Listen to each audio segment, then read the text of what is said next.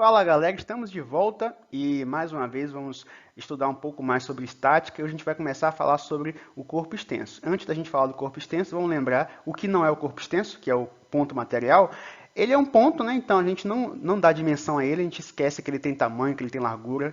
Ele também é o próprio centro de massa e ele não tem rotação. Basicamente a definição de um ponto material é esse aí. A gente estudou até hoje, tudo que a gente viu na física, principalmente aqui nos vídeos que eu postei no canal, a gente estava analisando as coisas como se fossem pontos materiais na dinâmica, né? Na física de Newton e tal. Mas agora a gente vai começar a falar de corpo extenso. Então vamos lembrar, um corpo extenso é o oposto disso aqui.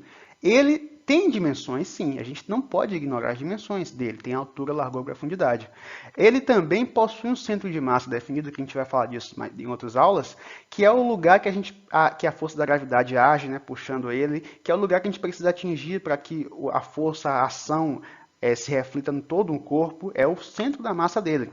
E outra coisa é que ele possui rotação, e essa é a parte que a gente vai falar hoje. A pergunta é, o que é que causa rotação? O que é que faz um corpo girar em torno de um eixo? Essa resposta vai ser dada quando a gente aprender, que já está aqui o spoiler, né, que é o momento de uma força que causa rotação, também chamado de torque. É isso que causa rotação. O símbolo é a letra M, ou às vezes um Tzinho assim, a letra tal, né? Que é, se for um módulo, normalmente é usado dessa forma. Mas o ponto é, o que é esse momento de uma força? Para começar, é aquilo que causa rotação em um corpo. Então, já coloque na cabeça, o momento é o que causa uma rotação. Vamos ver então agora como essa força faz isso. Muito bem, então, se eu tenho, imagine aqui que eu tenho essa barra que está presa nesse eixo, de forma que se eu aplicar uma força F aqui, nesse ponto que está a uma distância D do eixo de rotação, vai fazer a barra girar, né? É normal. Então, eu tenho a força F, apliquei a força F, eu causei uma rotação, ok? Então, a primeira coisa que a gente vai imaginar que a força e o momento estão relacionados, né? Agora, qual é a relação entre a força que eu aplico e o momento? Lembrando que o momento é a rotação do corpo. Então, vamos lá. Qual é a relação entre a força e o momento? Se eu pegar uma força agora, chamada de F', de forma que F' seja maior do que F, ou seja, se eu botei uma força maior, o que acontece? Será que vai ser uma rotação maior ou menor? Se eu aumentar a força, eu percebo que o corpo vai girar mais rapidamente, ou seja, vai ter mais rotação. E assim eu estabeleço a primeira relação, que é o momento é diretamente proporcional à força que eu aplico. Então, o módulo da força que eu aplicar vai ser realmente proporcional ao momento. Então, se eu quiser mais momento, mais rotação no corpo, eu vou colocar mais força. A primeira coisa que a gente dá para entender é isso, é intuitivo, né? Agora, uma coisa interessante é isso, que se eu agora pegar aquela forcinha, força F, que era menor do começo, e aplicar ela em outro ponto, mais distante do eixo de rotação, essa distância aqui, D', eu consigo também aumentar a rotação dela igual eu fiz quando eu aumentei a força. Ou seja, a distância também é proporcional ao momento. Ou seja, quanto mais distante eu aplico a força, mais momento, mais rotação. A rotação é mais rápida. De certa forma, então, eu posso botar isso na equação dizendo que o momento de uma força, o torque, é igual a força multiplicado pela, o que eu vou chamar aqui agora, deixa eu escrever, esse D eu vou chamar de braço, pelo braço da força.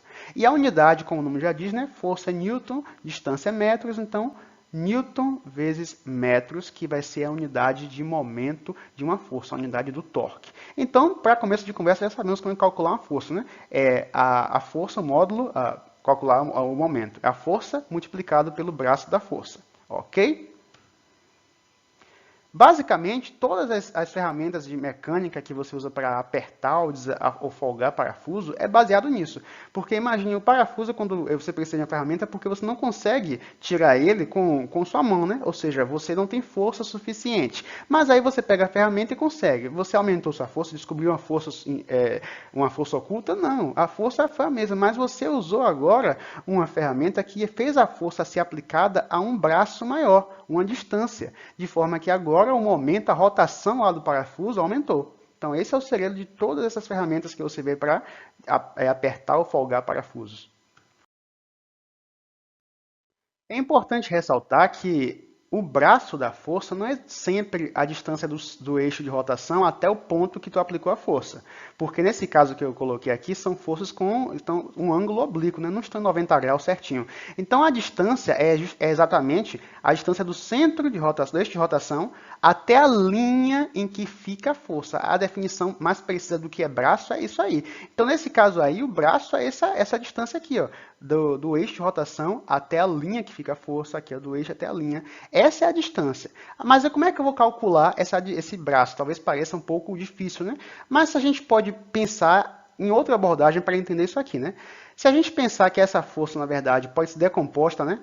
Lembrando de Pitágoras, em uma força aqui, na vertical e na horizontal, e a força na horizontal não vai adiantar nada, porque é uma força que está aplicando nessa direção aqui, ou seja, não vai causar nenhuma rotação. A única força que vai causar a rotação vai ser a componente vertical. Então, se eu decompor essa força aqui na vertical e horizontal, a vertical é a única que vai causar rotação. Então, se eu pegar a vertical agora e desconsiderar essa força aqui, considerar só a projeção vertical, eu consigo usar o braço aqui todo, original, sem me preocupar. Em outras palavras, a equação mais precisa para o momento é a força vezes o braço vezes o seno do ângulo. Observe que se o ângulo for 90 graus, o seno de 90 é 1, então dá justamente força vezes o braço. Mas, para simplificar, quando for um ângulo assim, você vai ter que calcular o seno para poder fazer a projeção de qual é a porcentagem na parte daquela força que vai realmente causar a rotação, que é justamente a projeção dessa força aqui no eixo Y, ok?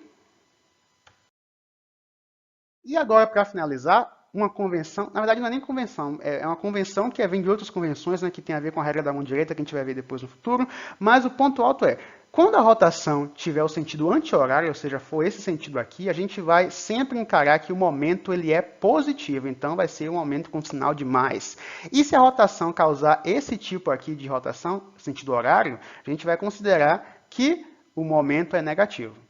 Então, gente, para começar, essa foi a nossa aula de torque, de momento de uma força. Espero que vocês tenham gostado. Não percam nossos próximos vídeos. Se inscrevam e compartilham. Até mais!